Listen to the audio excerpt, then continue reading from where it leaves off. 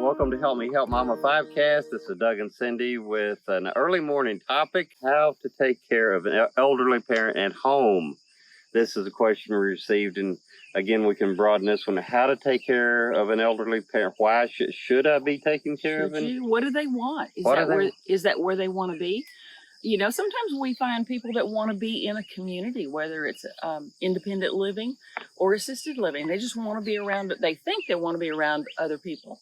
So is that their preference? I would start there. Yeah, and that's a conversation to have with mom or dad. You know, do you want to be at home? You know, especially mom's been at home for what? 50 years, 60 years, 80 years. I mean, she's been there her whole life, and you would think, of course, she wants to be at home. She may think she wants to be at home, and the fact is she probably wanted to be at home the way things were, but now she's had a stroke, or now she's she fallen, broke her hip, and she's recovered somewhat, but a little bit unsteady on her feet, or she's got early dementia. And if she stays at home, things are not going to be the way that they were before. If she stays at home, she at very least is going to have family coming in. And if family's all got to work, she may have family with non-medical caregivers coming in.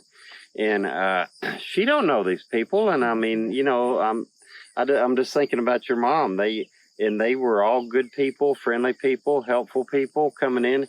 But your mom didn't know them. And, you know, just people coming in her home she don't know, you know? Yeah. All the time. It was really uncomfortable until she got to know a person. Yeah. It really was. She didn't. And we were fortunate enough to have two, I think, that she got to know and was real comfortable with. Mm-hmm. But, you know, that takes time. Day one, she don't know them. Yeah, exactly. And, I mean, Cindy's mom wanted Cindy, like, all the time, 24/7. You know, you may have a situation like that. They just want you. And you can't be there like every second of the day. And so. And okay, so you mentioned several things. Number one, after you do an assessment, you determine, is this the right place for mom? Is it safe for her? You may have to do some home modifications. We did, yeah. We did. You know, we had to get ramps in there because there were a couple of steps that she couldn't navigate, and we couldn't lift her, couldn't get her wheelchair down the steps. What other things? Well, you know, the doorways may not be wide enough. Like, I know your mom, when she had to go to the hospital a couple of times, and the EMTs trying to get through the doorway with their whatever gurney or whatever they call it, and it wasn't wide enough. Yeah, I ripped off some of the wood. Yeah, and the grab bars, and, you know, in the bathroom. In the bathroom, going into the house, actually, you know, if there's a step while she was still walking, you need a step and a grab bar to help get up that step. And then I saw one lady that had a grab bar on the inside of the house just after she got into the house, so that when she turned around to close the door, she could hold on to that bar. And technology. Oh, there's a lot of technology that you can use these days. We see articles on this just almost every day. It's amazing the things they're coming up with. Thank God. Hopefully by the time we get there, so, you know, maybe R2D2 running around taking care of us. I don't know. But I mean, there's stuff going on. They're coming up with stuff, and all of this is helpful stuff. So check to see if I mean, it's not a replacement for a human yet, but check to see what's available. Even things like these automated medication reminders can help a lot. Mm-hmm. Yeah. I'm sitting here watching Rocco. Oh, can we see her? Horse. There. Let me see. Move to. There she is.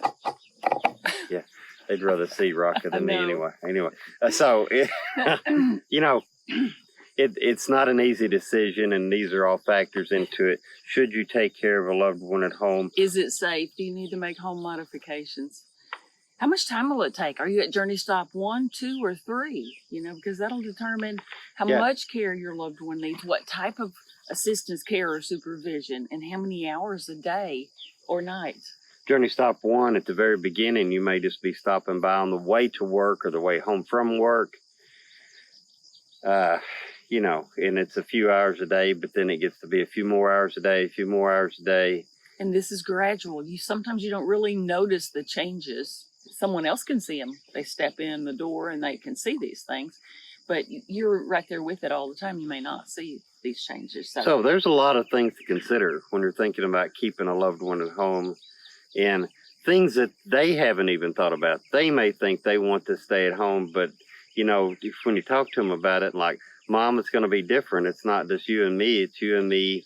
And as your mom progressed, it was like a parade of people. You had home medical equipment vendors, you had medical equipment people, therapists, nurses, home health aides, medical equipment, and then different family members. I mean, is this like it goes from like a home to almost like a commercial building. You got people coming in all the time, and for some seniors, it's too much. It's just like, I don't want all of this. Yeah. And some of them feel more comfortable like in an assisted living facility or something, Mm-hmm. where they can go to the room and there's still all of these people floating in and out, but they don't see them all the time because they're maybe in their room.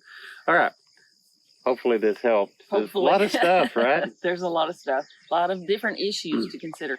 So you need to do an assessment. You need to look and see what level of care, assistance, or supervision your loved one needs, how much of it, how many hours a day, who's going to provide that, home modifications, what are they, when can you get them done.